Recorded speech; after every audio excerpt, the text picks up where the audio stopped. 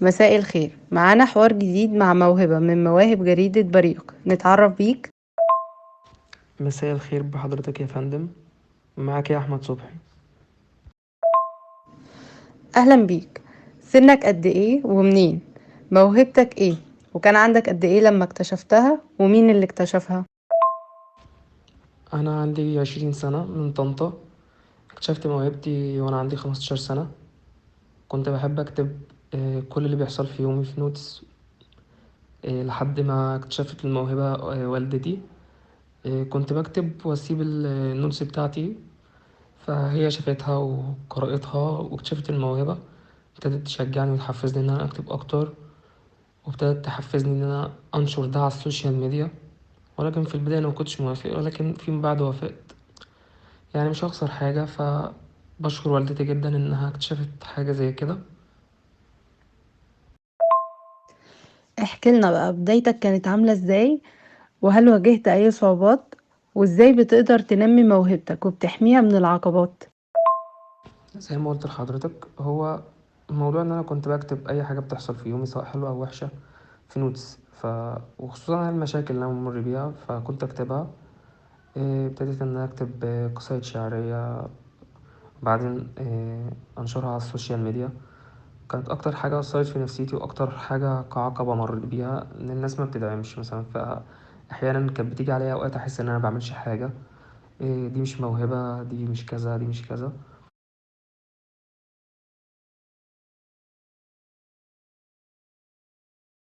دي مش كذا، دي مش كذا. فابتديت استسلم، لدرجة ان انا قررت مش هنزل حاجة، لحد ما لقيت ان بعض الناس بتقولي لا كويس وطور من نفسك وتقدم والكلام ده. ثم اني عشان اطور من الموهبة فلازم اقرأ كتير. قراءة بتغذي الروح وبتغذي العقل بمصطلحات جديدة وكلمات جديدة وتجارب جديدة احنا ممرناش بيها، بس بنقرأ عنها وبنسمع عنها.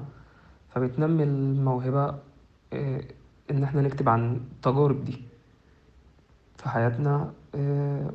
وهي كذلك يعني وقت الفراغ بيكون بيكون وقت الكتابة، يعني الوقت اللي أنا بكتب فيه وكده.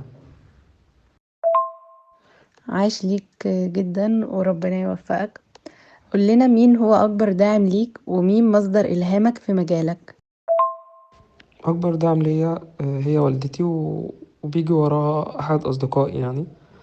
آه، ومثلي الأعلى في مجالي هو الشاعر محمود درويش، وبيجي بعديه الشاعر عمرو حسن. ربنا يديمها ليك يا رب ودايما في تفوق. قول لنا عن أمنيتك اللي عايز تحققها في مجالك، وإيه هي رسالتك اللي بتتمنى توصلها للعالم؟ أمنيتي إن الناس تعرفني، إن الناس تعرف إن في شخص اسمه كذا بيقدم كذا وكلامه كذا.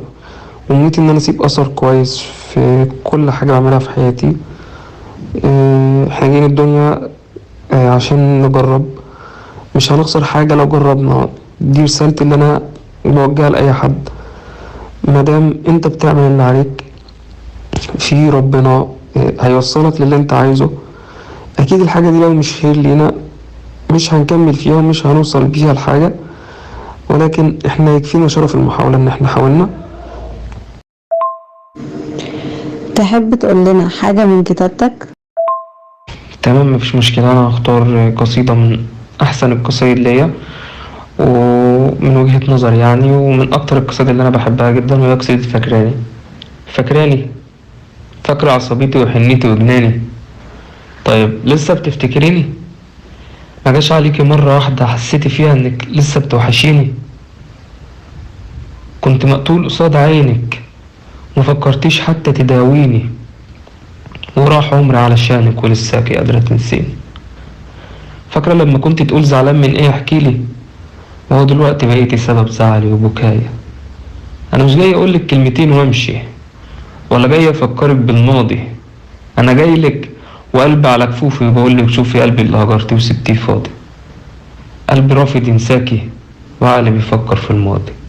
لكن انا محتاجك ومحتاج احكيلك عن كل اللي مريت بيه في غيابك.